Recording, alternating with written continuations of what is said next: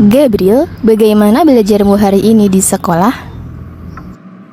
Tadi ada 2 mata pelajaran, Kak, matematika dan IPA. Hanya saja guru pelajaran IPA tidak hadir karena sakit.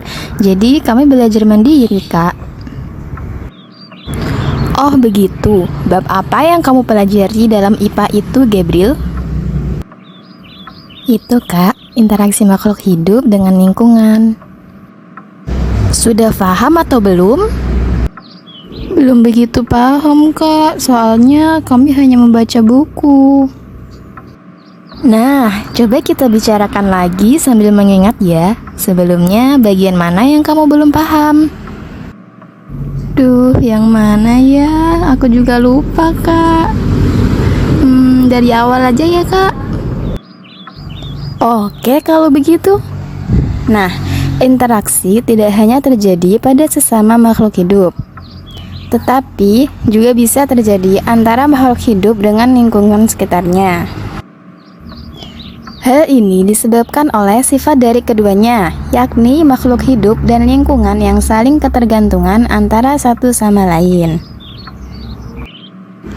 Kondisi lingkungan sangat dipengaruhi oleh faktor alam dan makhluk hidup di sekitarnya. Begitu pula dengan kelangsungan makhluk hidup yang juga dipengaruhi oleh kondisi lingkungan di sekitarnya. Oleh karena itu, lingkungan dan makhluk hidup merupakan 2 hal yang tidak bisa dipisahkan karena keduanya memiliki hubungan timbal balik atau interaksi. Nah, lingkungan sendiri terdiri dari 2 komponen. Masih ingat tidak? Masih ingat dong, Kak?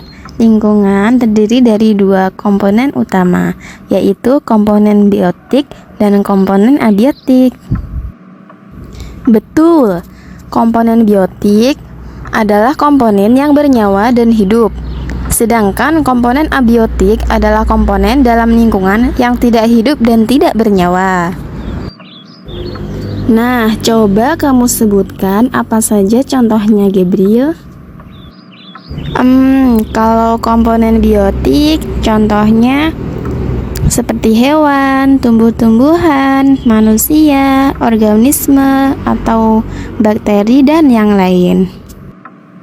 Sedangkan komponen abiotik, contohnya seperti matahari, udara, air, batu, dan lain-lain. Betul sekali, Gabriel.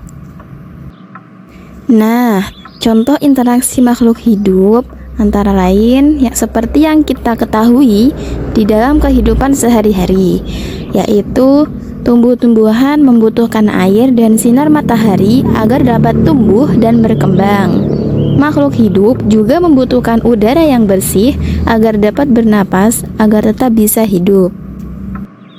Selain itu, interaksi antar sesama makhluk hidup juga terdapat beberapa pengelompokan. Apa saja, Gabriel?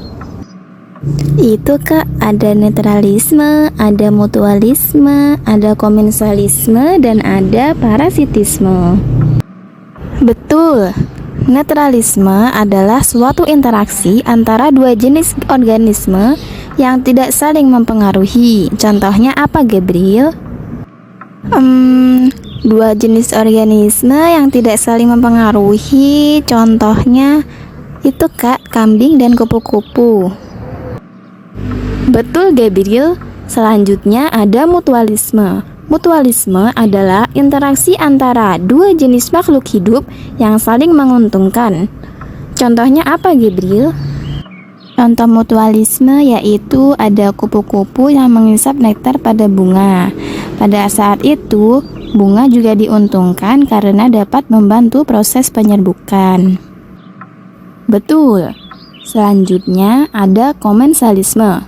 Komensalisme adalah suatu interaksi antara 2 makhluk hidup yang mana menguntungkan satu pihak dan pihak satunya tidak dirugikan.